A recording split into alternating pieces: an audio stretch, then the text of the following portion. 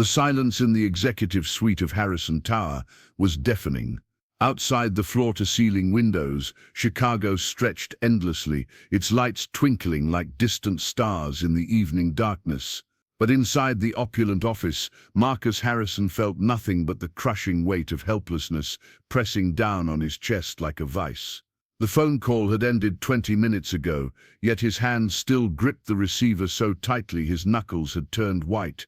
Before we jump back in, tell us where you're tuning in from, and if this story touches you, make sure you're subscribed, because tomorrow I've saved something extra special for you. Stage 4. The words echoed in his mind with the relentless precision of a funeral bell. His son Ethan, barely 8 years old, had been given 6 months to live, maybe less. The tumor in his brain had grown despite every experimental treatment, every cutting-edge procedure that money could buy. Marcus Harrison, a man who had built an empire worth $12 billion from nothing, who could move markets with a single decision, who commanded respect and fear in equal measure across 3 continents, was utterly powerless against the microscopic enemy destroying his child from within. The irony wasn't lost on him. He had spent the last 15 years building walls around his family, creating a fortress of wealth and security that he believed could protect them from anything. Private security details,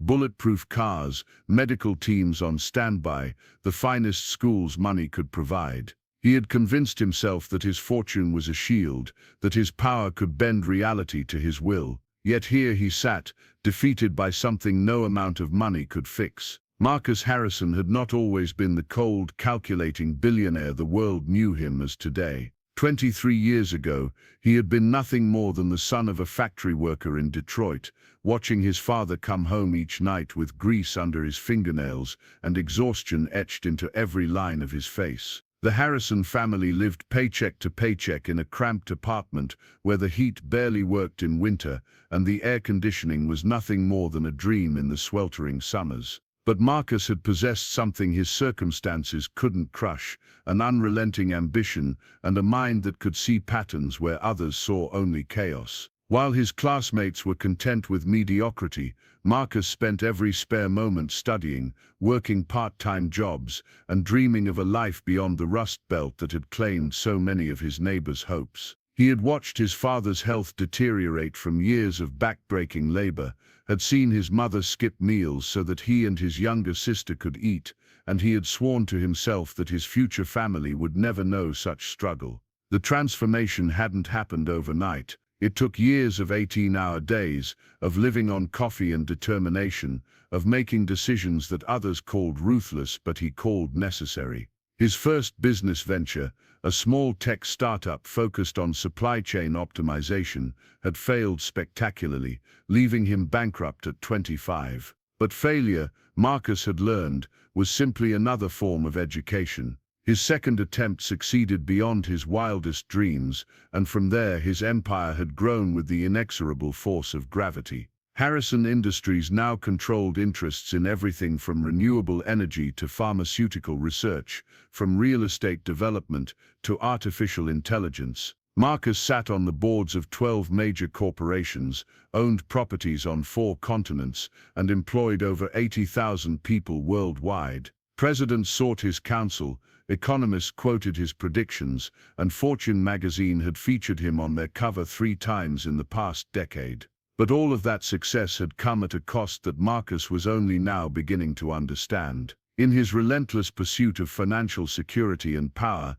he had built walls not just around his family, but around his heart. He had become the kind of man who measured relationships in terms of their utility, who viewed emotions as weaknesses to be eliminated, and who had forgotten how to connect with the very people he was working so hard to protect. His marriage to Catherine had been one of the casualties of his ambition. She had been his college sweetheart, the one person who had believed in him when he had nothing to offer but dreams and determination. They had married in a small ceremony with only immediate family present, and she had stood by him through the lean years, the failures, and the early struggles of building his first company. But as his wealth grew, so did the distance between them. Catherine had wanted a husband who came home for dinner, who remembered anniversaries, who could turn off his phone long enough to have a conversation about something other than quarterly projections. Instead, she got a man who lived in his office, who turned every family gathering into a networking opportunity,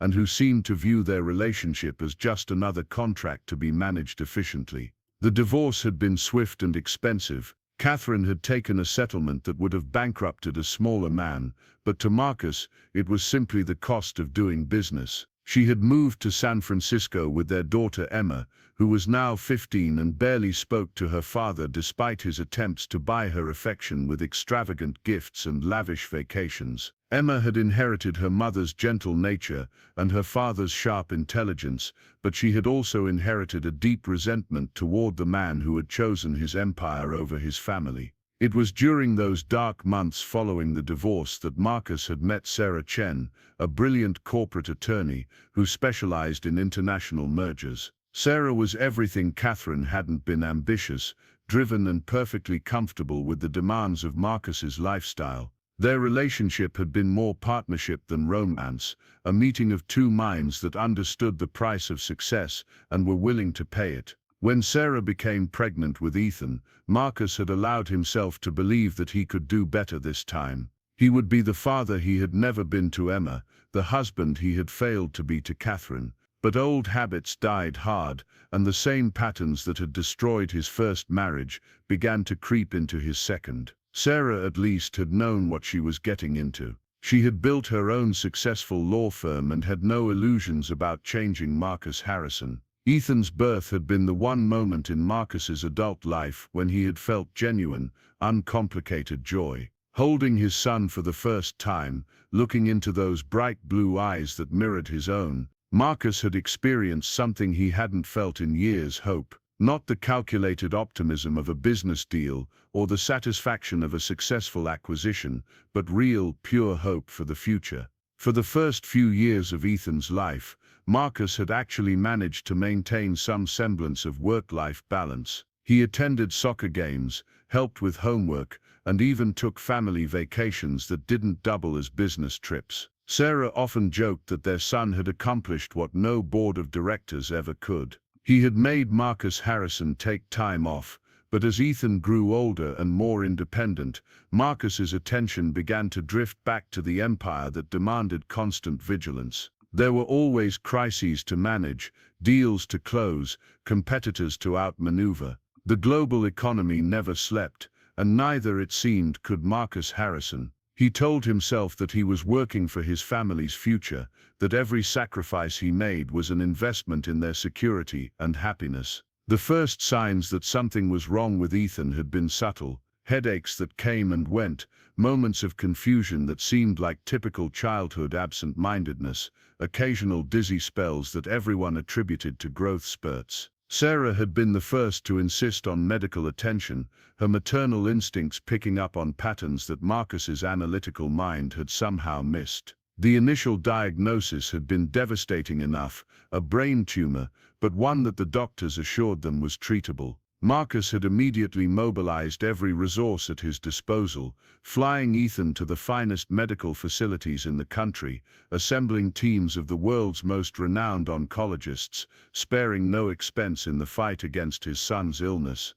For 18 months, it had seemed like they were winning. Ethan had endured surgery, chemotherapy, and radiation treatments with a courage that humbled everyone around him. Despite the ordeal, he had maintained his cheerful disposition, his quick wit, and his infectious laugh. He had even joked with his doctors, calling his hospital stays business trips just like his father's. But cancer, Marcus learned, didn't care about his wealth or his connections. The tumor had returned with a vengeance, this time in a location that made surgical removal impossible. The experimental treatments that had cost millions of dollars had bought them time, but not the cure Marcus had believed his money could purchase. Now, sitting in his office as the city lights blurred together through his unshed tears, Marcus Harrison faced the most challenging negotiation of his life, accepting that there were some things even he couldn't control. The phone calls to specialists had become increasingly desperate,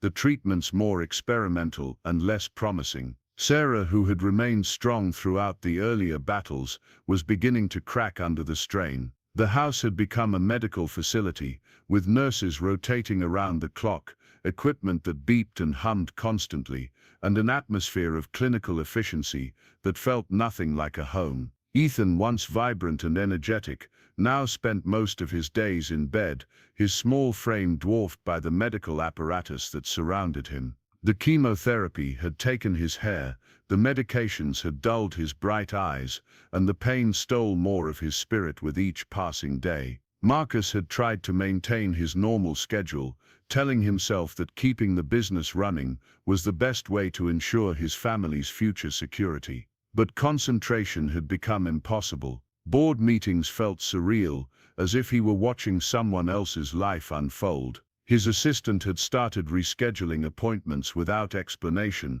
and his senior executives had begun making decisions without consulting him. The isolation was perhaps the worst part. Marcus had spent years building relationships based on utility rather than genuine connection, and now, when he needed support more than ever, he found himself surrounded by people who respected his power but knew nothing about his pain. His business associates offered their condolences with the same detached professionalism they brought to quarterly reports. His wealth, which had always been his primary source of confidence, felt meaningless in the face of his son's suffering. It was Sarah who had suggested hiring additional help beyond the medical staff. The nurses were skilled professionals, but they were focused on clinical care rather than emotional support. Ethan needed someone who could see past the patient to the little boy who was scared and lonely. Sarah had researched dozens of candidates, looking for someone with experience, caring for seriously ill children,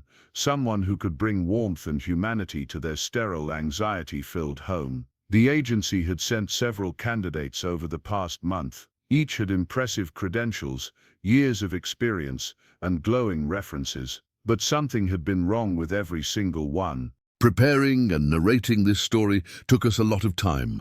So if you are enjoying it, subscribe to our channel. It means a lot to us. Now back to the story. The first woman had been too clinical, treating Ethan like a medical case study rather than a child.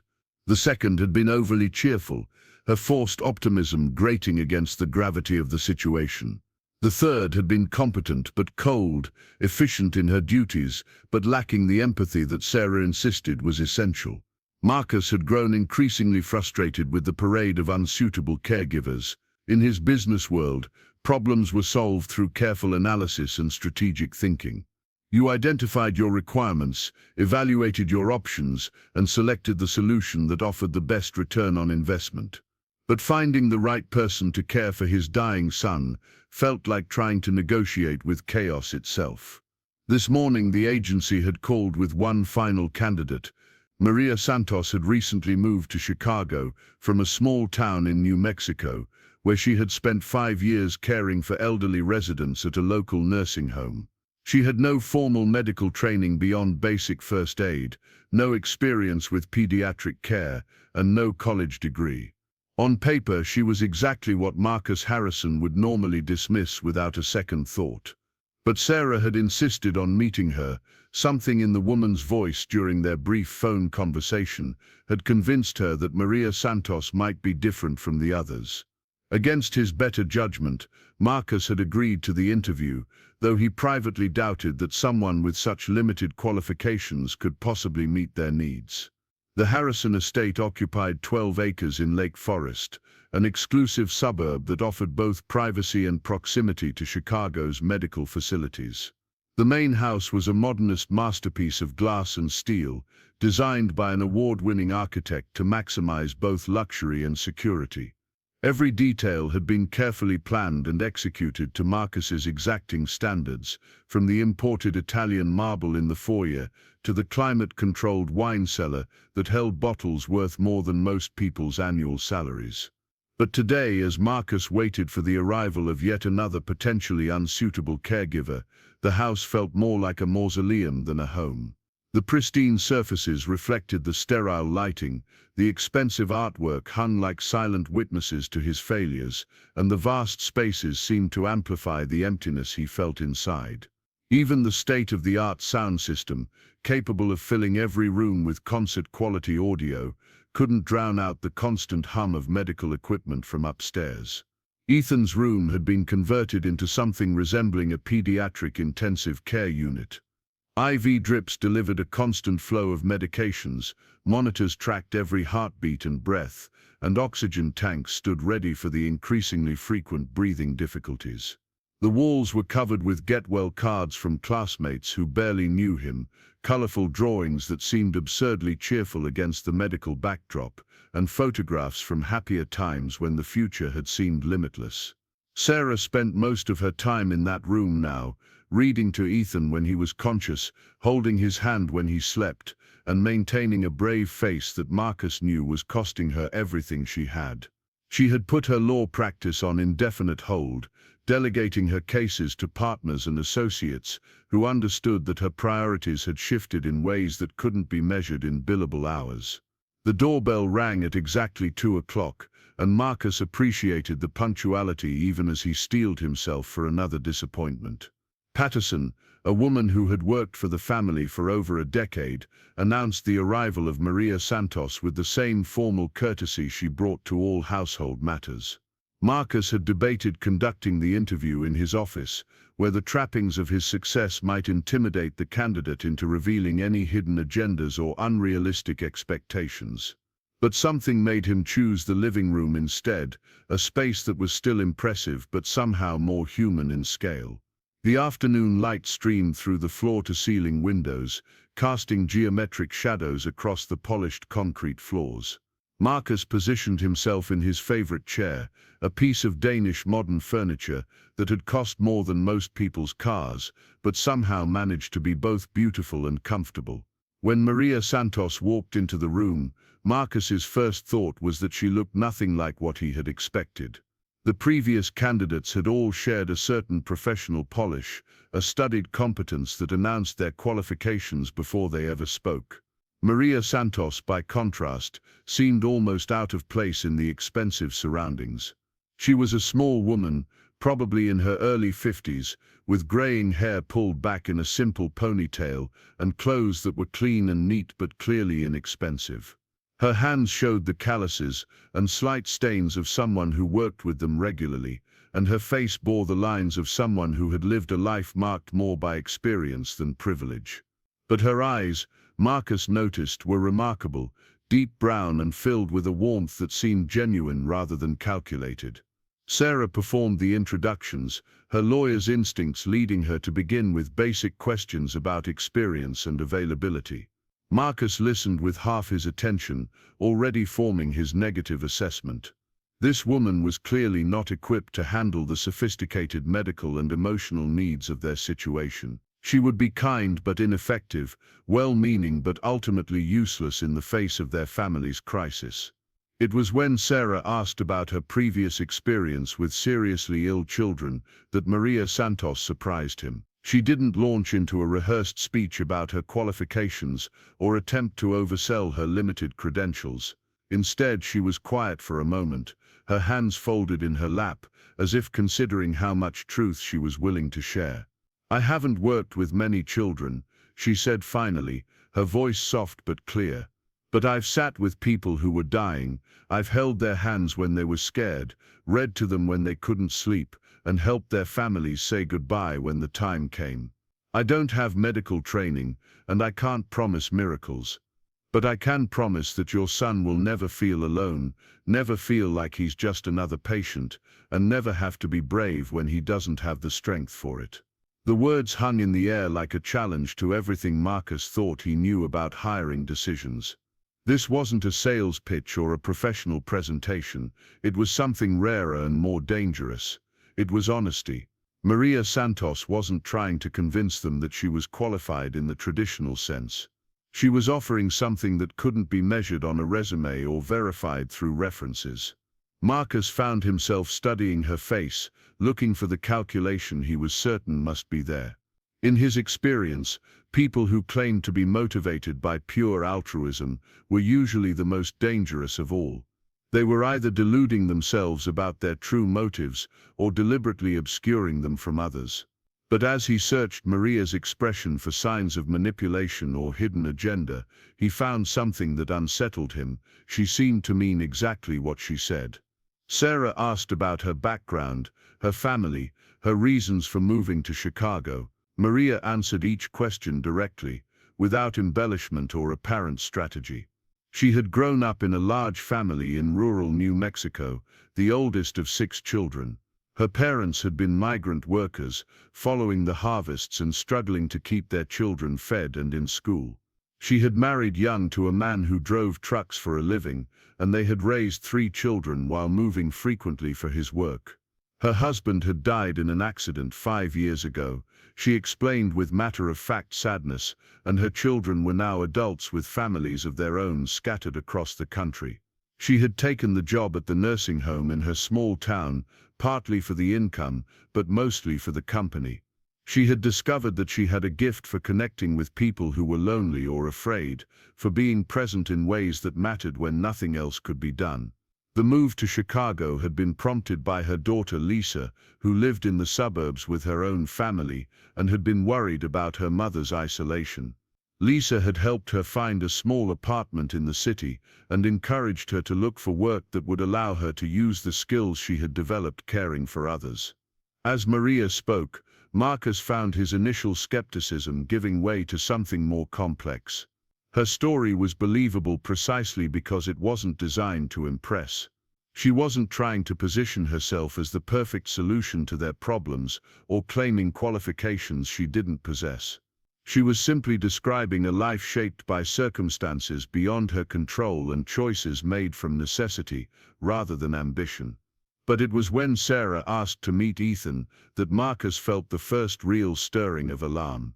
The previous candidates had all been briefed about his son's condition, warned about the medical equipment and the child's fragile state. They had approached Ethan with professional detachment, speaking to him in the careful, cheerful tones that adults used with sick children. They had been kind but distant, treating him as a patient rather than a person. Marcus had no intention of allowing this unqualified stranger anywhere near his son. The interview was clearly over, and it was time to end this waste of everyone's time. He began to rise from his chair, already formulating the polite but firm dismissal he would deliver, when Sarah spoke.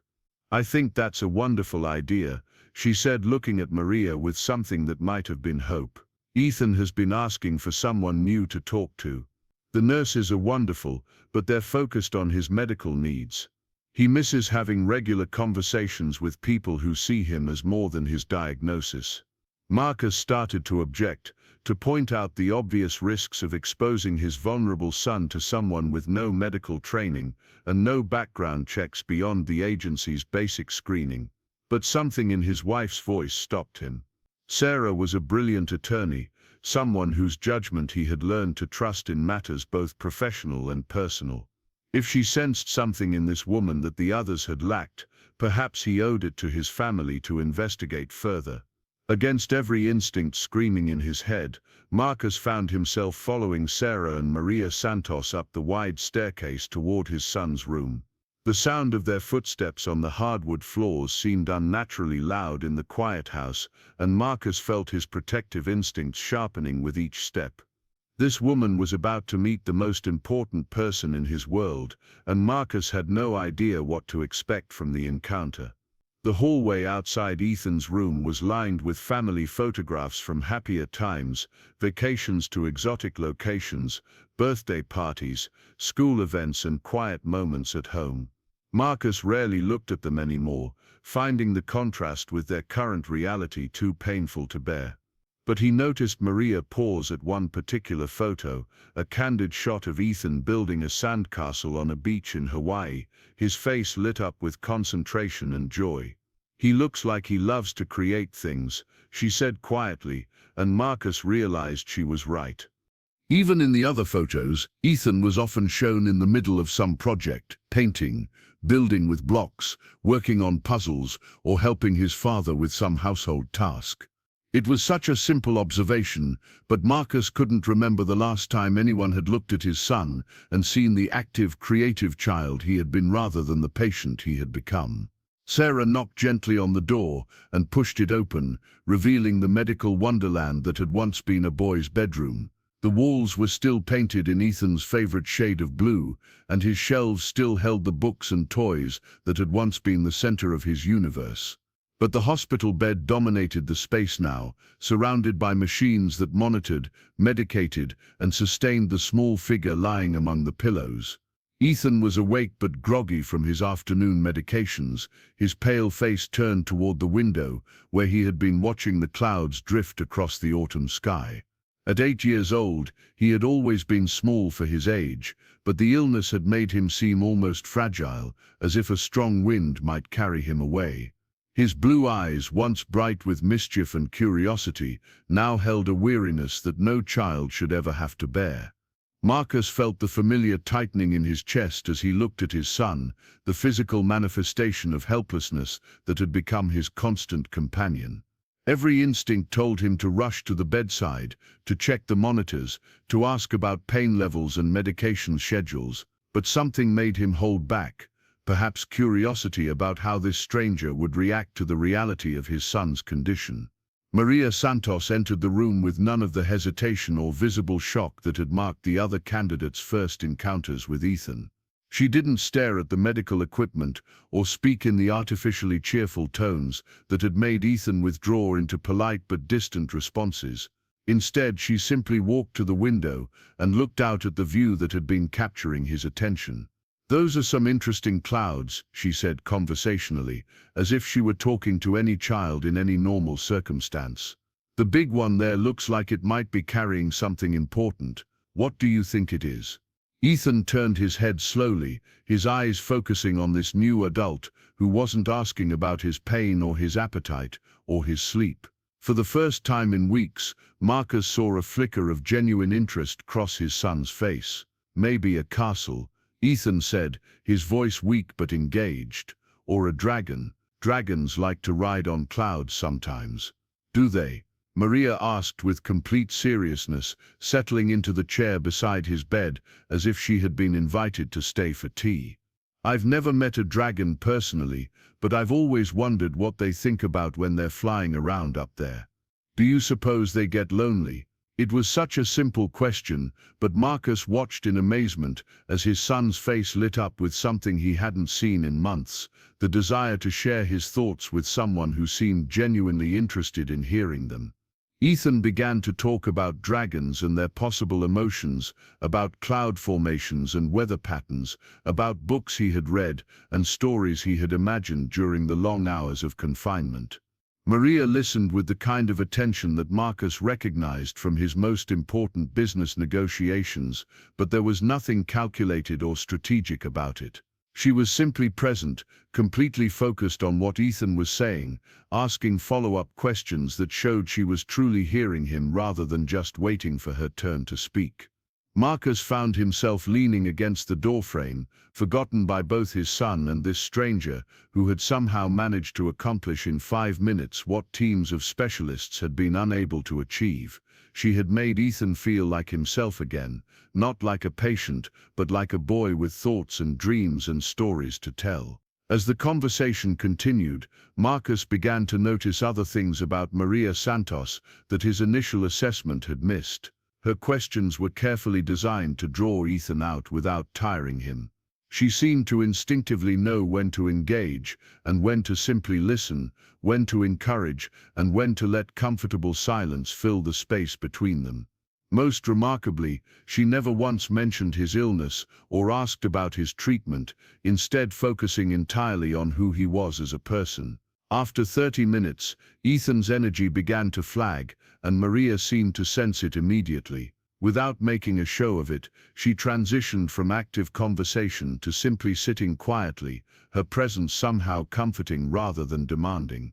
When Ethan's eyes began to drift closed, she started humming softly, a melody that Marcus didn't recognize, but that seemed to ease his son into peaceful sleep. Only then did she rise from the chair and follow Marcus and Sarah out of the room, closing the door quietly behind her. In the hallway, Marcus struggled to process what he had just witnessed. Every logical part of his mind told him that this woman was unsuitable for their needs. She had no medical training, no relevant experience, and no understanding of the complex requirements of caring for a terminally ill child. But he couldn't deny what he had just seen. For the first time in weeks, Ethan had seemed like himself, curious, imaginative, and engaged with the world around him. The other caregivers had been competent and professional, but none of them had managed to reach the child hiding behind the patient. Maria Santos had found him in their first meeting. Sarah was looking at him with an expression he recognized from their courtship days, when she had been trying to convince him to take a chance on something that couldn't be quantified or predicted.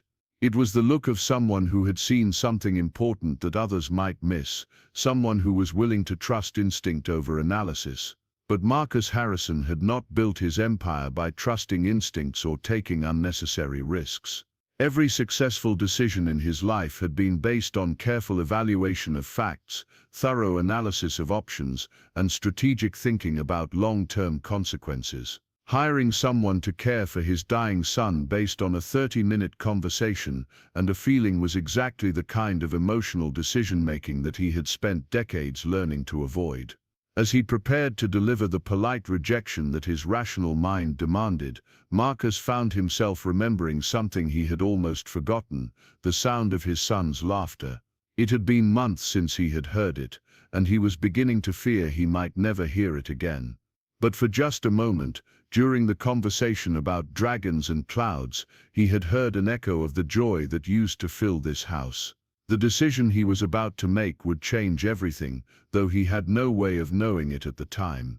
In his world of calculated risks and strategic planning, Marcus Harrison was about to take the biggest gamble of his life. He was about to let a stranger with no credentials and no qualifications take care of the most precious thing in his universe. But first, he had questions that needed answers, concerns that demanded attention, and fears that required acknowledgement. The interview wasn't over yet, and Marcus Harrison wasn't ready to make any decisions based on feelings alone. His son's life was too important for anything less than absolute certainty, and he was going to make sure he had every piece of information he needed before he trusted this woman with Ethan's care. The conversation that would determine his family's future was just beginning. The decision to hire Maria Santos haunted Marcus Harrison for the next 72 hours. Every instinct he had developed over decades of business dealings screamed that he was making a mistake. He had built his empire on data, analysis, and calculated risks. Yet here he was, entrusting the care of his dying son to a woman whose only qualification seemed to be an indefinable quality that couldn't be measured or verified through traditional means. Sarah had been delighted by his choice, though she tried to hide her relief behind professional composure. She had seen something in Maria during that first meeting, something that went beyond credentials or experience. But Marcus found himself second-guessing the decision constantly, lying awake at 3 in the morning, wondering if he had let emotion override logic in the most critical decision of his life. Maria's first official day had begun at 7 in the morning, and Marcus had watched from his home office window as she walked up the circular driveway with nothing more than a small canvas bag slung over her shoulder. She moved with the unhurried pace of someone who understood that rushing rarely improved outcomes, especially when dealing with fragile situations. There was something almost meditative about her approach to the imposing facade of the Harrison estate, as if she were mentally preparing herself for whatever challenges the day might bring. Mrs. Patterson had shown her around the house, explaining the security systems, the communication protocols, and the locations of emergency equipment. Marcus had listened to their conversation through the intercom system, noting how Maria asked thoughtful questions about Ethan's routines, his preferences, and his typical responses to various situations. She didn't inquire about medical procedures or treatment schedules, leaving those details to the professional nursing staff. Instead, she focused on understanding Ethan as an individual child with unique needs and interests. The first week had been a period of careful observation for everyone involved. The nursing staff, led by a competent supervisor named Janet Walsh, had initially been skeptical of the new caregiver's lack of medical training. They were accustomed to working with certified professionals who understood terminology, protocols, and the critical importance of maintaining sterile environments around immunocompromised patients. Maria's informal approach and common-sense questions had initially been met with barely concealed condescension. But Marcus had noticed something remarkable happening during those first few days. Ethan, who had become increasingly withdrawn and listless as his condition worsened, began showing signs of renewed interest in his surroundings. He started asking for Maria specifically when he woke from naps, requesting that she be the one to sit with him during the long afternoon hours when the pain medications made him drowsy but unable to sleep deeply. The transformation wasn't dramatic or sudden. It manifested in small moments that might have gone unnoticed by less attentive observers. Ethan began eating slightly more at meals when Maria sat beside him, engaging in quiet conversation about topics that had nothing to do with his illness. He started requesting specific books to be read aloud, often choosing stories he had enjoyed months earlier but had lost interest in as his condition deteriorated. Most remarkably, he began laughing again, quiet chuckles that emerged during Maria's gentle storytelling or her observations about the world outside his bedroom window. Marcus found himself making excuses to check on his son more frequently, drawn by curiosity about what was creating these subtle but significant changes. He would stand in the doorway, supposedly reviewing medical charts or conferring with the nursing staff, while actually watching the interactions between Maria and Ethan. What he observed challenged many of his assumptions about professional caregiving and the nature of healing itself. Maria had a gift for being present without being intrusive. She seemed to understand instinctively when Ethan needed conversation and when he needed silence, when he wanted to be distracted from his discomfort, and when he needed to process his fears about what was happening to him. Unlike the medical professionals who approached him with specific objectives and measurable goals, Maria simply existed in the space with him, available for whatever he might need in each moment. Her background became clearer through casual conversations and observed interactions. She had grown up as the eldest of 6 children in a family where resources were scarce, but love was abundant. Her parents had worked multiple jobs to keep food on the table and clothes on their backs, but they had also created a home environment where each child felt valued and heard. Maria had learned early that sometimes the most important gift you could give someone was your complete attention, the sense that their thoughts and feelings mattered to another human being. This skill had served her well during her years working at the nursing home in New Mexico. Many of the residents had been forgotten by their families, isolated by age and infirmity from the larger world. Maria had discovered that her presence could provide something that medical care alone could not address: the fundamental human need to be seen and understood by another person. She had sat with countless individuals during their final months and weeks, not as a professional caregiver but as a fellow human being willing to acknowledge their dignity and worth. Her approach with Ethan reflected these years of experience. She never talked down to him or used the simplified language that many adults employed when speaking to sick children. Instead, she engaged him in conversations that respected his intelligence while acknowledging his age and circumstances. She asked his opinions about books and movies, shared stories from her own childhood that might resonate with his experiences, and listened to his fears and frustrations with the same seriousness she would bring to any adult's concerns. The nursing staff gradually began to appreciate Maria's unique contributions to Ethan's care. Janet Walsh, initially skeptical of the arrangement, started requesting Maria's presence during particularly difficult medical procedures. They discovered that Ethan remained calmer and more cooperative when Maria was there to hold his hand or distract him with gentle conversation. Her presence seemed to reduce his anxiety levels, which in turn made the medical interventions more effective and less traumatic for everyone involved. Sarah had been the first to recognize the profound impact Maria was having on their family dynamics. The house, which had felt like a medical facility crossed with a funeral home, began to feel more like a home again. The constant tension that had characterized every interaction was gradually being replaced by moments of genuine connection and even joy. Sarah found herself looking forward to coming home from her abbreviated work days, knowing that she might find Ethan engaged in animated discussion with Maria about some topic that had captured his imagination. But it was during the second week of Maria's employment that Marcus experienced his first real crisis of confidence in his hiring decision. He had returned from a brief business trip to New York to find his son in the midst of a severe pain episode, the kind that typically required immediate medical intervention and increased dosages of powerful medications.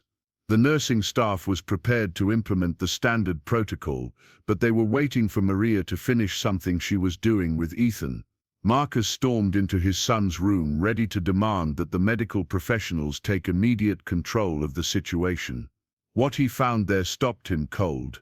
Ethan was indeed in obvious distress, his small face contorted with pain and his breathing shallow and rapid, but instead of panic or medical chaos, there was an atmosphere of calm focus that Marcus had never witnessed during previous episodes.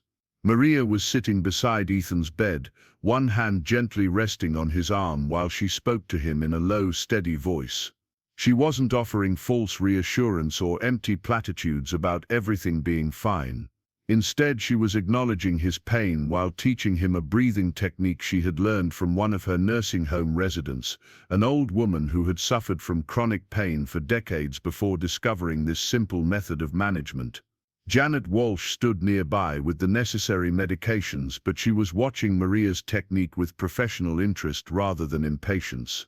The other nursing staff members had positioned themselves strategically around the room, ready to intervene if needed, but allowing Maria to continue her unconventional approach to pain management. Marcus watched in fascination as his son's breathing gradually began to slow and deepen.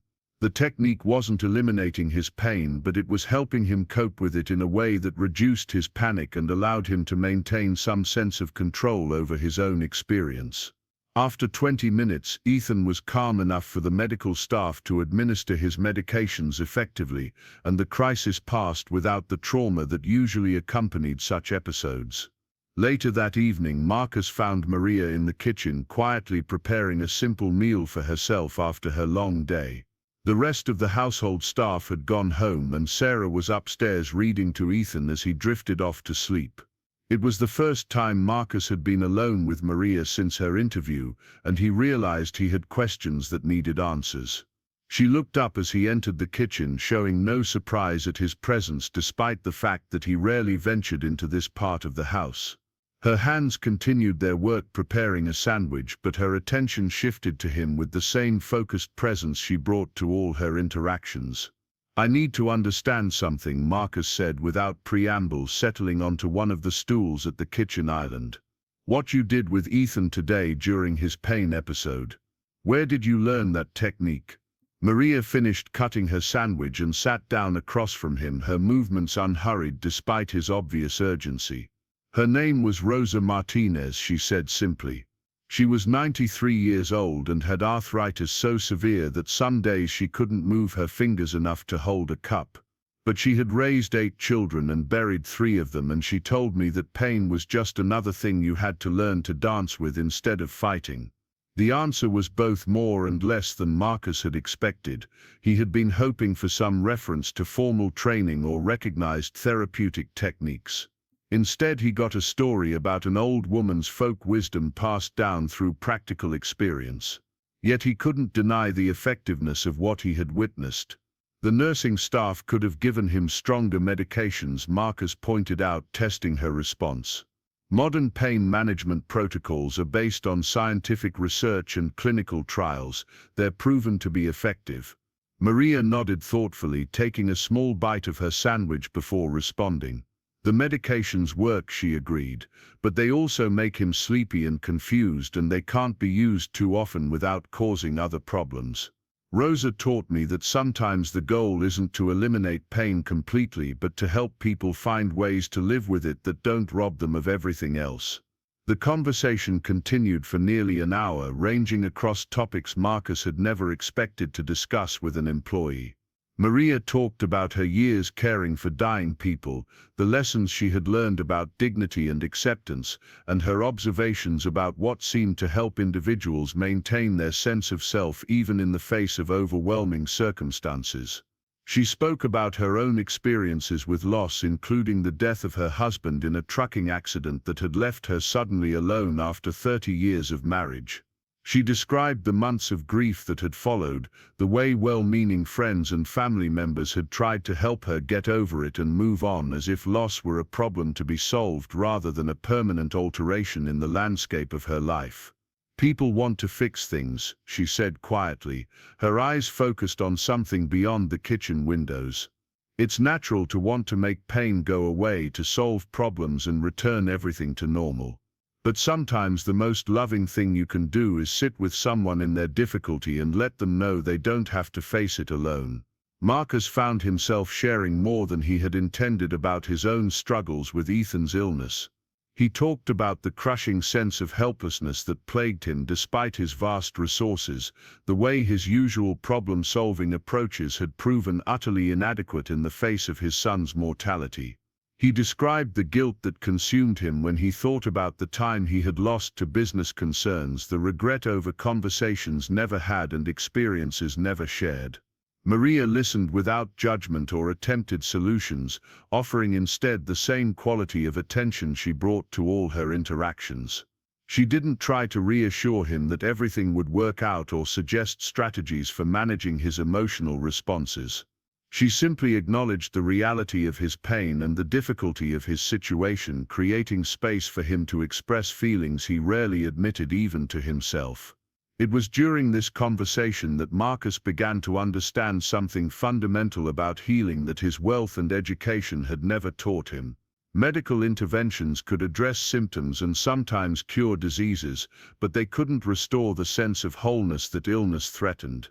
That required something different, something that couldn't be purchased or prescribed but had to be freely given by one human being to another. The weeks that followed brought a gradual shift in the household dynamics that Marcus struggled to analyze or quantify. Ethan's medical condition continued to deteriorate according to the predictable progression his doctors had outlined, but his emotional and psychological state seemed to stabilize in ways that defied medical explanation. He began engaging in activities he had abandoned months earlier, working on simple art projects with Maria's encouragement and dictating stories that she wrote down in a notebook they kept beside his bed. The nursing staff reported improved cooperation with medical procedures and fewer incidents of anxiety or depression. Ethan's appetite, while still poor, showed slight improvement on days when Maria was present during meals.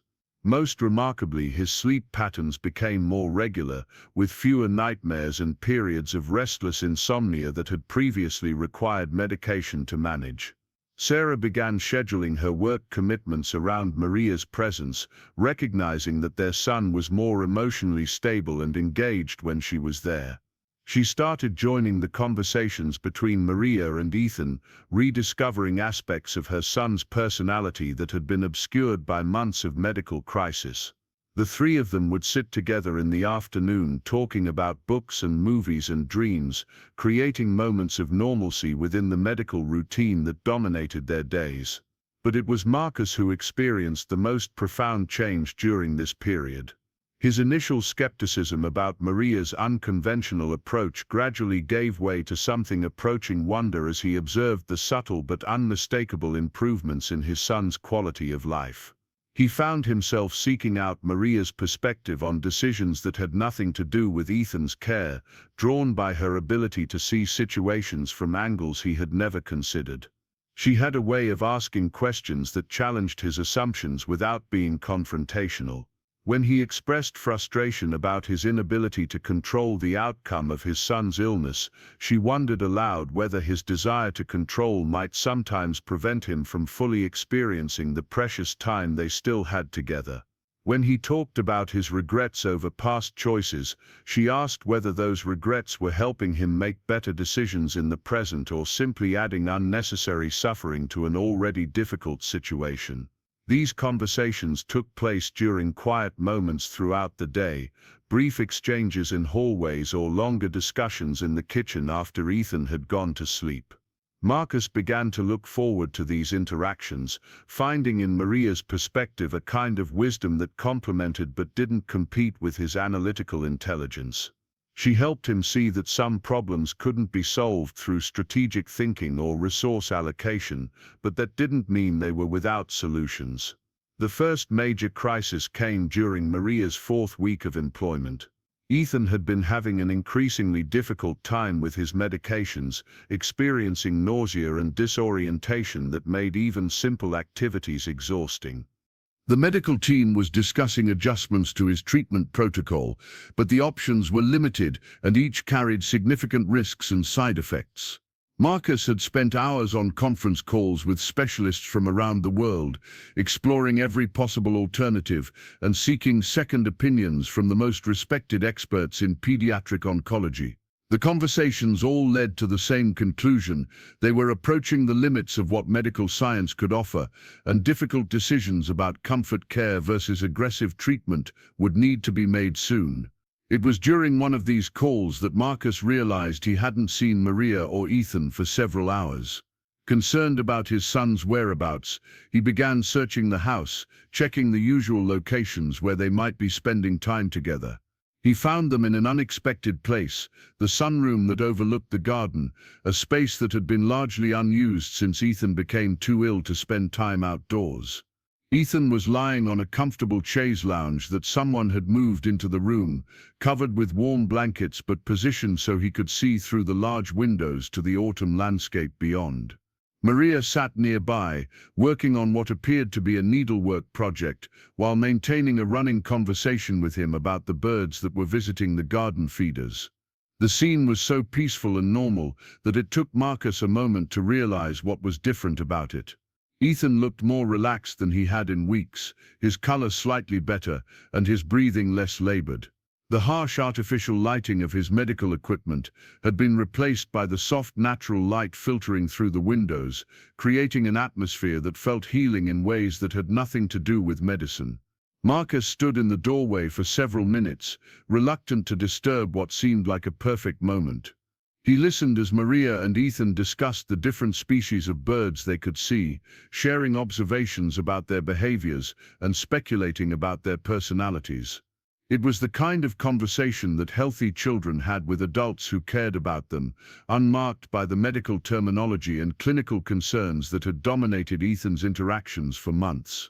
When Maria noticed his presence, she smiled and invited him to join them, making space for him to sit where he could see both his son and the garden view. Ethan turned toward him with more energy than Marcus had seen in days, eager to share his observations about a family of cardinals that had been visiting the feeder. For the next hour, Marcus found himself engaged in the simple pleasure of watching birds with his son, something he had never thought to do during all their years together. Maria facilitated the conversation without dominating it, asking questions that drew both father and son into deeper observation and connection with each other. It was a kind of meditation, Marcus realized, a practice of paying attention to the present moment, instead of worrying about the future or regretting the past. That evening, after Ethan had been helped back to his room and settled for the night, Marcus sought out Maria to understand what had inspired her to create this unexpected outing. He found her in the garden itself, wrapped in a light jacket and sitting on a bench that faced the house, looking up at the windows of Ethan's room. "He asked me this morning what it felt like to be outside," she explained when Marcus joined her on the bench.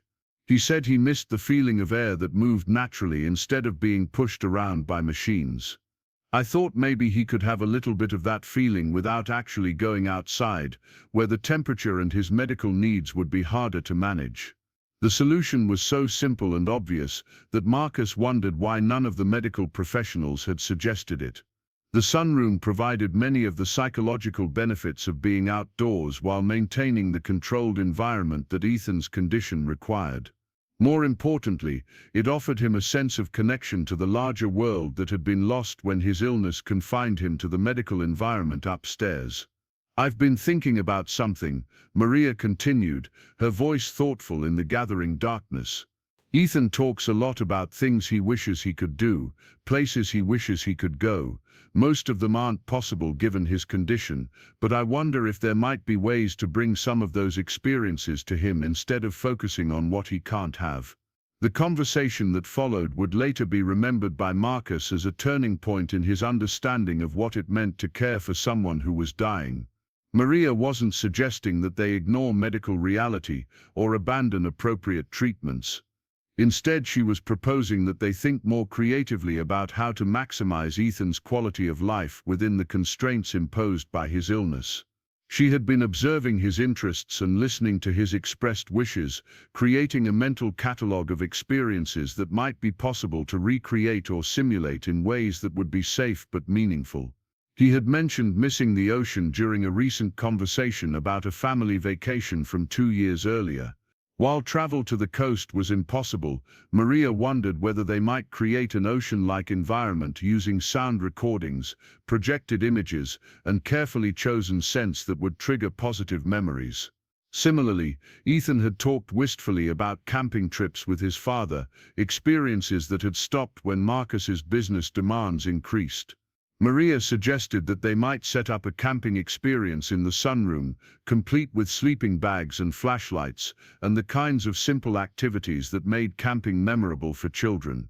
These ideas represented a fundamental shift in approach from managing Ethan's illness to enriching his remaining life. They acknowledged the reality of his situation, while refusing to let that reality define the limits of what was possible. Most importantly, they focused on creating positive experiences that would generate happy memories for the entire family during whatever time they had left together. Marcus found himself energized by these possibilities in ways he hadn't felt since his son's initial diagnosis. Here was something concrete he could do, problems he could solve through creativity and resources, rather than watching helplessly while medical treatments failed to provide the cure he desperately wanted. He began making lists and phone calls, mobilizing his network of contacts to help create the experiences Maria had envisioned. The transformation that occurred over the next 2 weeks exceeded everyone's expectations. The sunroom became a magical space that changed regularly to provide new environments for Ethan's imagination. One day it was an underwater world, complete with projected fish swimming across the walls and the sounds of ocean waves playing softly in the background. Another day it became a forest, with recordings of bird songs and rustling leaves creating an audio landscape that transported him far from the medical equipment that surrounded his daily life. Each themed environment included interactive elements that engaged Ethan's curiosity and creativity without overtaxing his limited energy. During the ocean experience, he worked with Maria to create an underwater story, dictating adventures about sea creatures while she illustrated his words with simple drawings. The forest environment included a nature journal, where he recorded his observations about the imaginary wildlife they encountered together. Marcus found himself participating in these activities with an enthusiasm that surprised him. The business skills that had made him successful in the corporate world proved transferable to the challenge of creating memorable experiences for his son. He approached each themed environment like a complex project, researching details and coordinating resources to ensure that every element contributed to the overall effect. But more importantly, he discovered that these shared activities provided opportunities for the kind of father-son bonding that had been missing from their relationship even before Ethan's illness. Working together on creative projects, sharing discoveries about the natural world, and simply spending unstructured time together allowed them to connect in ways that had nothing to do with medical concerns or business obligations. Sarah became an enthusiastic participant as well, contributing her legal mind's attention to detail and her artistic sensibilities to the design of each new environment. She began documenting their activities with photographs and video recordings, creating a visual diary of their family's journey through this difficult time. What emerged was not the typical record of medical decline, but rather a celebration of creativity, love, and resilience in the face of impossible circumstances. The nursing staff initially viewed these activities with professional skepticism, concerned about disrupting established medical routines and the potential for overstimulation. But they gradually recognized that Ethan's overall condition seemed to stabilize during periods when he was engaged with these creative projects. His vital signs remained more consistent, his appetite showed slight improvement, and his cooperation with necessary medical procedures increased significantly. Janet Walsh, the head nurse, eventually admitted to Marcus that she had never seen a terminally ill child maintain such consistent emotional equilibrium for such an extended period. While Ethan's physical decline continued according to medical expectations, his psychological state remained remarkably stable, marked by periods of genuine happiness and engagement that defied the typical progression of end-stage illness. It was during the creation of a space-themed environment that Ethan made a request that would test everyone's commitment to the philosophy Maria had introduced. He wanted to invite his estranged older sister Emma to visit and share in one of their themed adventures. The suggestion caught Marcus completely off guard, forcing him to confront the complicated emotions surrounding his relationship with his daughter from his first marriage. Emma had been 15 when her parents divorced, old enough to understand that her father's business obsessions had contributed to the destruction of their family, but too young to fully comprehend the complex pressures that had driven his choices. She had chosen to live with her mother in San Francisco, maintaining minimal contact with Marcus, despite his attempts to maintain their relationship through gifts and financial support. The few conversations they had shared over the past 3 years had been strained and formal, marked by Emma's polite but distant responses to his efforts at connection. She had met Ethan only a handful of times during holiday visits, and Marcus had assumed that her lack of interest in her half-brother reflected her general resentment toward him and his second family. But Ethan's request forced Marcus to consider the possibility that Emma's absence from their lives might reflect his own failures at communication rather than her lack of caring. Perhaps she had stayed away, not because she didn't care about her dying brother, but because she assumed she wasn't welcome in the medical crisis that had consumed the Harrison household for the past year. The conversation with Emma was one of the most difficult phone calls Marcus had ever made. He found himself struggling to explain not just Ethan's condition and prognosis, but also the unconventional approach to care that had evolved under Maria's influence. How could he describe the themed environments and creative activities without sounding like he had lost perspective on the seriousness of his son's situation? To his surprise, Emma listened without judgment as he described the changes in their household, the improvement in Ethan's emotional state, and her brother's specific request that she visit during the upcoming space-themed week. She asked thoughtful questions about Ethan's condition and expressed genuine interest in the creative activities that had become such an important part of his care. "I've wanted to visit," she admitted during their conversation, her voice carrying emotion that Marcus hadn't heard from her in years. "But I wasn't sure if I would be welcome, and I didn't know if seeing him like this would be too hard for everyone involved. If he wants me there, and if you think it would be good for him, I'd like to come." The reunion between the siblings, facilitated by Maria's gentle orchestration, exceeded everyone's expectations. Emma arrived during the middle of the space-themed week, when the sunroom had been transformed into a mission control center complete with computer displays showing real-time images from NASA space missions and detailed star charts covering the walls. Ethan's face lit up with genuine joy when he saw his sister, and Emma's careful composure cracked as she took in the reality of his condition. But Maria quickly engaged them both in the ongoing space mission they were conducting, assigning Emma the role of communications specialist and giving her specific tasks that required her to interact with Ethan as his mission commander. The activity provided a structure for their reunion that allowed them to connect without being overwhelmed by the emotional weight of the situation. Emma's natural intelligence and creativity made her an ideal participant in the space mission scenario, and her presence clearly energized Ethan in ways that surprised everyone who observed their interactions. Over the course of Emma's week-long visit, Marcus watched his children develop a relationship that transcended their age difference and complicated family history. Emma seemed to understand intuitively that her brother needed her to see him as more than a patient, and she engaged with his interests and imagination in ways that validated his sense of self despite his physical limitations. More surprisingly, Emma began to rebuild her relationship with Marcus during this visit.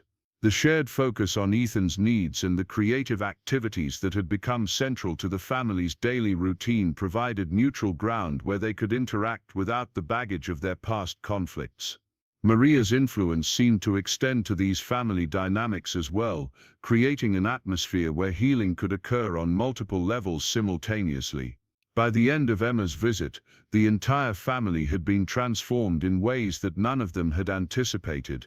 The house felt like a home again, filled with laughter and conversation, and the kind of genuine connection that had been missing for years. Ethan had gained not just his sister's presence, but also a sense of belonging to a family unit that valued him for who he was, rather than focusing primarily on his medical needs. Marcus found himself wondering how different their lives might have been if he had understood earlier the principles that Maria had brought to their household. The focus on presence over productivity, on connection over achievement, and on creating meaning within difficult circumstances, rather than simply trying to escape or control them, represented a completely different approach to life than the one that had driven his business success. As winter approached, and Ethan's condition continued to deteriorate according to medical predictions, the family faced new challenges that would test everything they had learned about love, loss, and the meaning of care. But they would face these challenges together, united by bonds that had been strengthened through shared creativity, mutual support, and the wisdom of a woman who understood that healing could occur even when cure was impossible. The second phase of their journey together was drawing to a close, but the lessons learned and relationships built during this period would provide the foundation for whatever came next. Maria Santos had accomplished something that Marcus Harrison's billions could never have purchased. She had helped a family find each other again in the midst of their darkest hour, creating space for love to flourish even in the shadow of inevitable loss. The call came at 4 in the morning on a Tuesday in early December, piercing through the artificial quiet of the Harrison household like a blade through silk. Marcus jolted awake from the restless half-sleep that had become his nightly routine, his heart already racing before his conscious mind could process what was happening. The monitors in Ethan's room were sending alerts to the central nursing station, their electronic voices cutting through the darkness with urgent precision. Patricia Hensley arrived within 20 minutes, her usually composed demeanor cracked with the kind of tension that comes from delivering news no parent should ever have to hear. She had been Ethan's primary oncologist for over a year, guiding the family through every stage of his illness with compassion and honesty. Tonight, her face carried the weight of finality as she explained that Ethan's condition had shifted into the terminal phase they had been dreading. His kidneys were beginning to fail, his breathing had become increasingly labored, and the swelling in his brain was causing episodes of confusion and disorientation that medication could no longer adequately control. The aggressive treatments that had bought them precious months were no longer viable options. They were entering the final stage of their journey together, a phase that would be measured in days rather than weeks. Sarah collapsed into Marcus's arms when she heard the prognosis, her composure finally cracking under the accumulated weight of months of hope and fear. Emma, who had extended her stay indefinitely to be with her brother, stood frozen by the window, staring out at the snow-covered landscape as if the winter scene could somehow make sense of the chaos consuming their world. The house filled with the particular kind of silence that comes when everyone knows everything has changed, but no one knows what to say. It was Maria who broke through the paralysis that had gripped the family. She had been present during Dr. Hensley's explanation, listening with the same focused attention she brought to all critical moments. When the doctor finished outlining their options for palliative care and comfort measures, Maria asked the question that none of them had been able to form. "What does Ethan want?" She said quietly, her words cutting through the medical terminology and clinical discussions to the heart of what mattered most. Has anyone asked him what would make him feel most peaceful and comfortable during this time? The question revealed something that had been lost in the crisis of medical management and family grief. Throughout his illness, Ethan had been the subject of countless discussions and decisions, but he had rarely been included as an active participant in planning his own care. The adults around him had been so focused on fighting his disease that they had forgotten to consult the person who was living with its daily reality. Dr. Hensley, to her credit, immediately recognized the wisdom in Maria's question. She had worked with terminally ill children for 15 years and had learned that their insights about their own needs were often more accurate and valuable than any medical assessment. She suggested that they have an honest conversation with Ethan about his condition and his preferences for how to spend his remaining time. The conversation took place the next morning in the sunroom that had become Ethan's favorite space in the house. The medical equipment had been moved to the background, its constant beeping and flashing reduced to a barely noticeable backdrop. Ethan was positioned in his comfortable chair with blankets and pillows arranged to support his weakening body, but his mental clarity was sharper than it had been in days.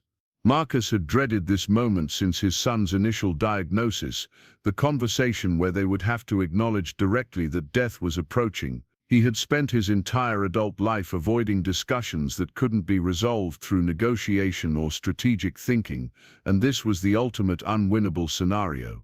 But as he looked at his son's pale but alert face, he realized that Ethan had probably understood the reality of his situation long before the adults around him were ready to accept it.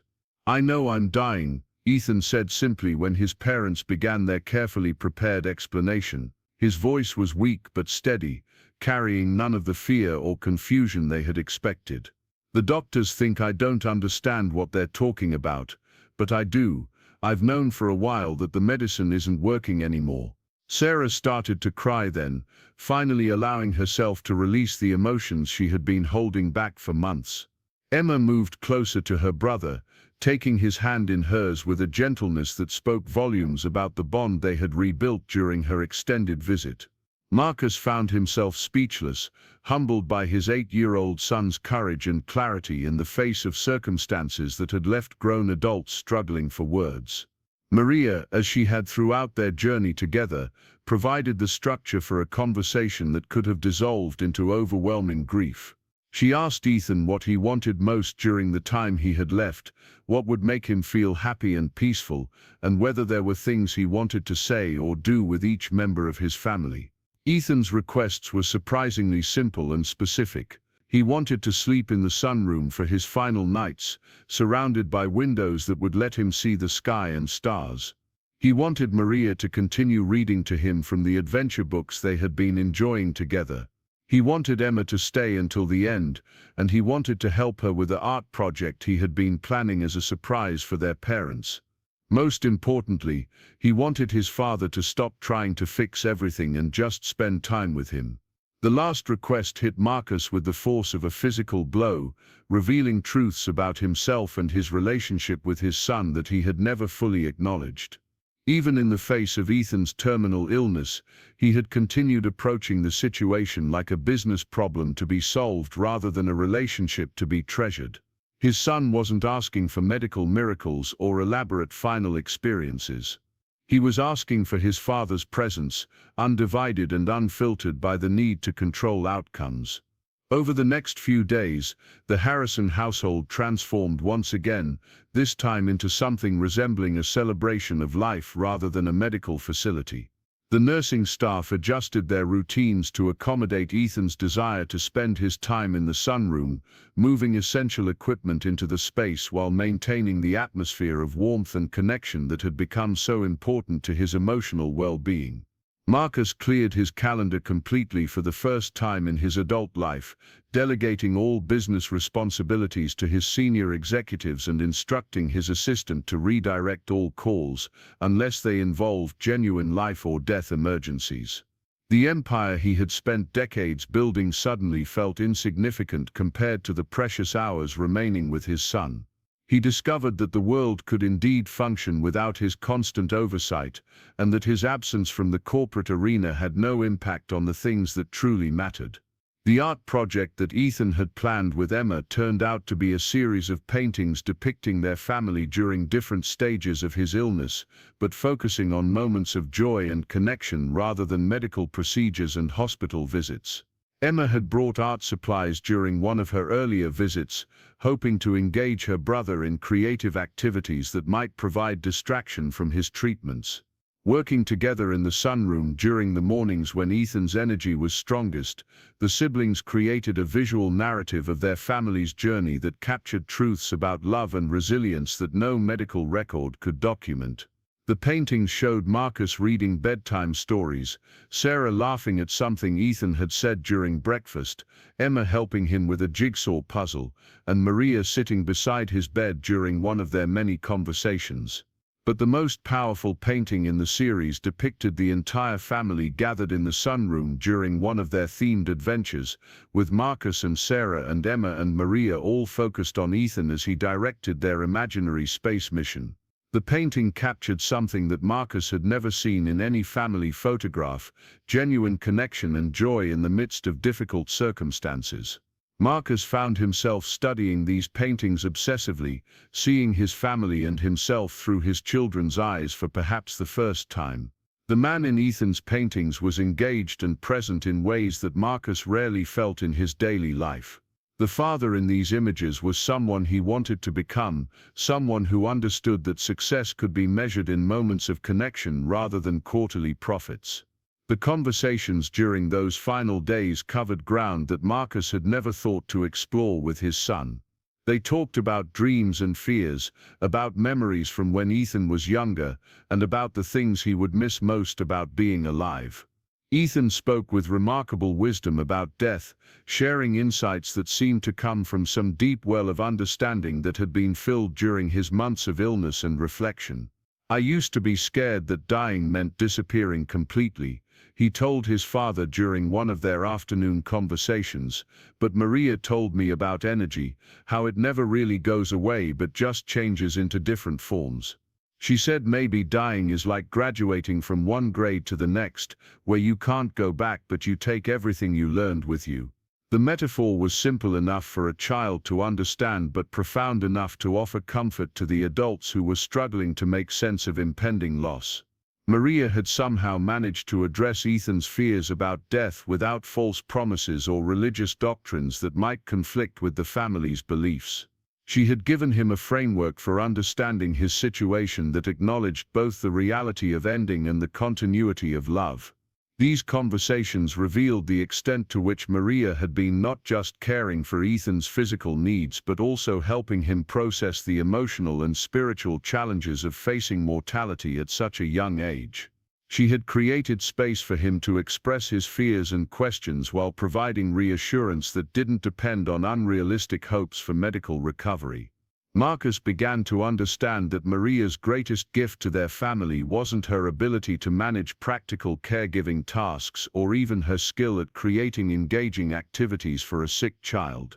Her true contribution was her capacity to remain present with dying without being overwhelmed by it, to acknowledge loss without being destroyed by grief, and to find meaning and beauty even in circumstances that seemed to offer only pain and endings. The weather during Ethan's final week was unusually clear for December in Chicago, with bright sunshine streaming through the sunroom windows and creating patterns of light and shadow that seemed to shift and dance throughout each day. Ethan spent most of his time watching these light patterns, sometimes talking about what he saw in them and sometimes simply observing in peaceful silence. His physical decline was unmistakable but somehow less frightening than Marcus had expected. Ethan's breathing became more labored, his periods of consciousness grew shorter, and his appetite disappeared almost entirely, but there was a quality of peace about the process that defied Marcus's preconceptions about death and dying. Instead of the traumatic medical emergency he had feared, Ethan's final days unfolded with a gentleness that seemed almost graceful. Maria maintained her constant presence during this period, sleeping on a cot in the sunroom so that Ethan would never wake up alone. She read to him when he was alert enough to listen, played soft music during his sleep periods, and provided quiet commentary about the birds and weather that he could still observe through the windows. Her voice became a constant reassuring thread connecting him to the world of living people even as his own connection to that world grew increasingly tenuous. Sarah and Emma took turns sitting with him throughout each day, sharing memories and expressing their love in ways that needed no response. Sarah told him stories about his early childhood that he might not remember, painting word pictures of his first steps and first words and first days of school. Emma read from books they had enjoyed together during her visit, continuing adventures that would remain forever unfinished, but whose value lay in the shared experience rather than their completion. Marcus struggled more than the others with knowing what to say or do during these final days. His natural inclination was to take action, to find solutions, to manage outcomes through force of will and strategic thinking. But Ethan's dying demanded a different kind of presence, one that involved letting go of control and simply being available for whatever might unfold. It was Maria who helped him understand what his son needed from him during these final days. "Just tell him what you love about him," she suggested, during one of their brief conversations in the hallway outside the sunroom. "Tell him what he's taught you, what you'll remember most about being his father. Don't worry about saying the right thing or making it easier for him. Just be honest about what he means to you." The conversation that resulted from this guidance became one of the most important of Marcus's life. Sitting beside his son's bed in the gentle afternoon light, he found words for feelings he had never learned to express. He told Ethan about the joy he had felt when he was born, about the pride he took in his curiosity and kindness, and about the ways that being his father had changed him for the better. He apologized for the times when work had taken him away from family moments, for the opportunities he had missed to really know his son as a person, rather than just loving him as an abstract concept. He talked about the things he had learned from watching Ethan face his illness with courage and grace, lessons about what really mattered that no business school or corporate experience could have taught him. Most importantly, he thanked his son for choosing him as a father, for giving him the chance to experience a kind of love that had nothing to do with achievement or performance. He promised to carry forward the lessons Ethan had taught him about presence and connection, to be a better father to Emma and a better husband to Sarah, and to remember that success without love was ultimately meaningless. Ethan's responses during this conversation were brief and sometimes unclear due to his medication and the progression of his illness, but his eyes remained alert and focused on his father's face. Marcus had the profound sense that his son was hearing and understanding everything he said, that these words were reaching him in ways that mattered regardless of his ability to respond verbally. The end came on a Thursday morning, just as the sun was rising over the snow-covered garden that Ethan had spent so many hours observing through the sunroom windows. He had been sleeping peacefully through the night, surrounded by his family and monitored by the nursing staff who had become an integral part of their household routine. Maria was sitting beside his bed, humming softly in the way that had always seemed to comfort him during difficult moments.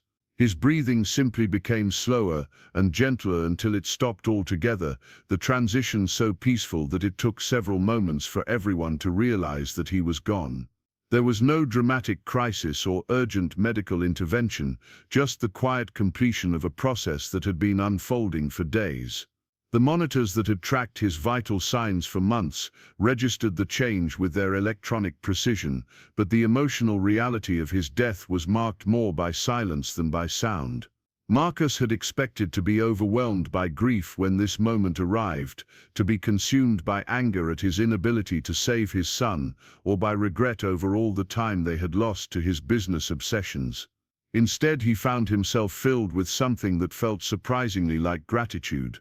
The months of anticipating this loss had prepared him in ways he hadn't understood, and the time they had shared during Ethan's final weeks had been marked by more genuine connection than many families experience in years of ordinary life. Sarah cried quietly as she held Ethan's hand, her tears reflecting not just grief but also relief that his suffering was over and that he had died surrounded by love rather than in the sterile isolation of a hospital room. Emma kissed her brother's forehead and whispered something that only she would ever know, a final secret shared between siblings who had found each other just in time. Maria continued her gentle humming for several more minutes, as if providing a bridge between the world of the living and whatever came next. When she finally fell silent, she simply sat quietly with the family, her presence offering comfort that needed no words or explanations. She had been with them for the entire journey, and her calm acceptance of Ethan's death provided a model for how to honor both his life and his dying. The days immediately following Ethan's death were marked by the strange combination of intense activity and profound emptiness that characterizes most experiences with loss. There were funeral arrangements to be made, legal documents to be processed, and hundreds of messages of sympathy to be acknowledged. Marcus moved through these tasks with mechanical efficiency, grateful for the distraction they provided from the enormous silence that had replaced his son's presence. The memorial service was held in the same sunroom where Ethan had spent his final weeks, transformed once more to accommodate a gathering of family members, friends and medical staff who had become part of their extended community during his illness. The paintings that Ethan and Emma had created together were displayed prominently, serving as a testament to the love and creativity that had flourished even in the darkest circumstances. Marcus spoke briefly about his son's courage and the lessons he had learned from watching him face impossible challenges with grace and humor. Sarah shared memories of Ethan's curiosity and kindness, his ability to find joy in small things even when his world was constrained by illness and treatment. Emma read a poem she had written about the brother she had almost lost to family dysfunction, but had found again just in time to say goodbye. But it was Maria who provided the most fitting tribute to Ethan's life and the impact he had made on everyone who knew him. Speaking without notes or preparation, she talked about the wisdom that children often possess about what really matters in life, about their capacity to love unconditionally and to find wonder in circumstances that might defeat adults. She described Ethan as a teacher who had shown his family how to be present with each other, how to create meaning within difficulty, and how to love without the expectation of specific outcomes. She suggested that his greatest gift to them had been the opportunity to discover what they were capable of when they stopped trying to control circumstances and started focusing on connection instead. The months following the memorial service brought changes to the Harrison household that reflected the profound transformation Ethan's life and death had created in his surviving family members. Emma decided to defer her senior year of high school and move in with her father and stepmother, choosing to be part of rebuilding their family relationships rather than maintaining the distance that had characterized their interactions for years. Sarah gradually returned to her legal practice, but with a different approach to work-life balance that reflected lessons learned during their crisis. She began specializing in family law cases involving children with serious illnesses, using her personal experience to advocate for other families facing similar challenges.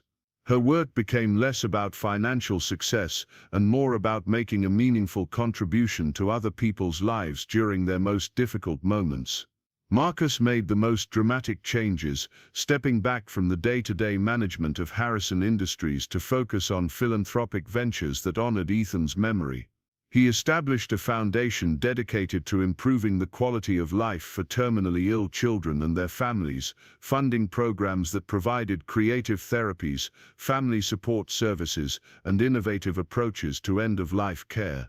But the most significant change involved Maria's continuing role in their lives.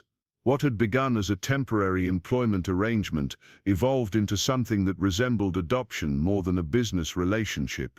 Marcus and Sarah offered her a permanent home with their family, recognizing that her presence had become essential to their sense of wholeness and healing.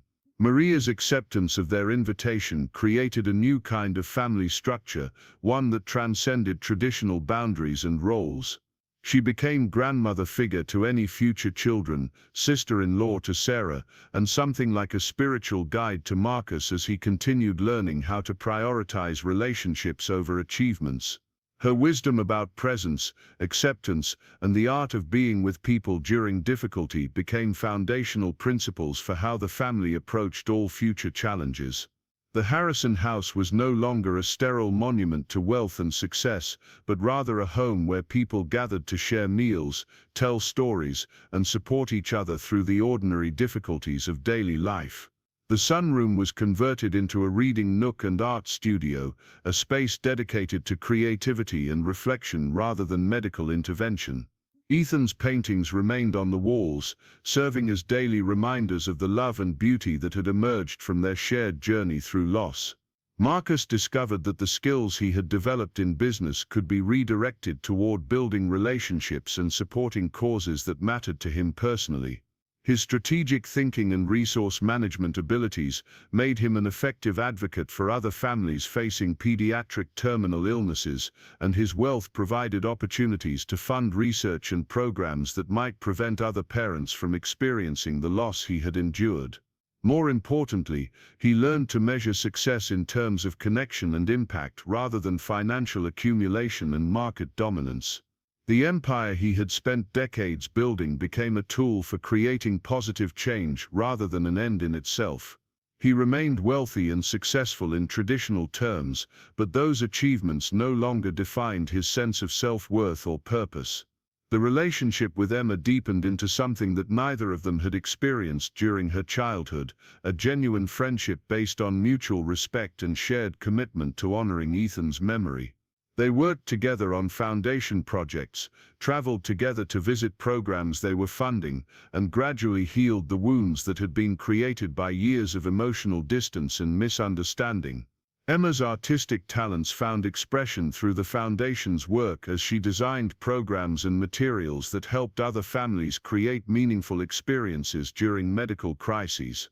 Her personal experience of reconnecting with her brother during his final months gave her unique insights into the importance of relationships over medical outcomes, and her work became a way of helping other families avoid the mistakes that had initially kept her separated from Ethan. Sarah's legal expertise proved invaluable in advocating for policy changes that would improve end-of-life care for children and support services for their families. She testified before legislative committees, consulted with hospitals about patient-family communication protocols, and worked to establish legal protections for families who chose unconventional approaches to terminal care. Her marriage to Marcus deepened in ways that surprised both of them, as they discovered that their shared grief over Ethan's death had created a foundation for intimacy that had been missing during their earlier relationship. They learned to support each other through continuing waves of loss and healing, and their commitment to honoring Ethan's memory became a shared mission that strengthened their partnership. But it was Maria's presence that provided continuity and wisdom as the family navigated their new reality. Her understanding of loss and healing, developed through years of caring for dying people, helped them avoid some of the pitfalls that often trap grieving families.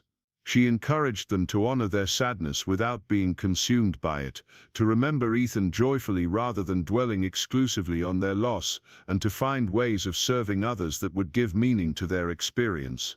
Under her guidance, the Harrison family became known for their innovative approaches to supporting other families facing pediatric terminal illness.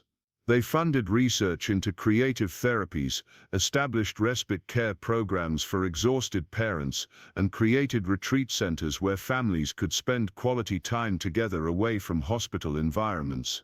Their foundation became a model for how personal tragedy could be transformed into public service, how grief could become a source of wisdom and compassion rather than bitterness and withdrawal. Marcus found himself speaking at conferences about the intersection of business success and social responsibility, sharing insights about leadership that had nothing to do with financial metrics and everything to do with human connection. Years later, when people asked Marcus about the secret to his family's resilience and the success of their philanthropic work, he would tell them about a woman named Maria Santos, who had taught them that healing was possible even when cure was not. that love could flourish in the midst of loss, and that the most important things in life could not be purchased, but had to be freely given and received. He would describe how a simple decision to hire an unqualified caregiver had transformed not just his son's final months but the entire trajectory of his family's life. He would talk about learning to measure success in terms of presence rather than productivity, connection rather than control, and service rather than accumulation. Most importantly, he would speak about his son Ethan, whose brief life had taught everyone around him lessons about courage, love, and the art of living fully even in the face of impossible circumstances.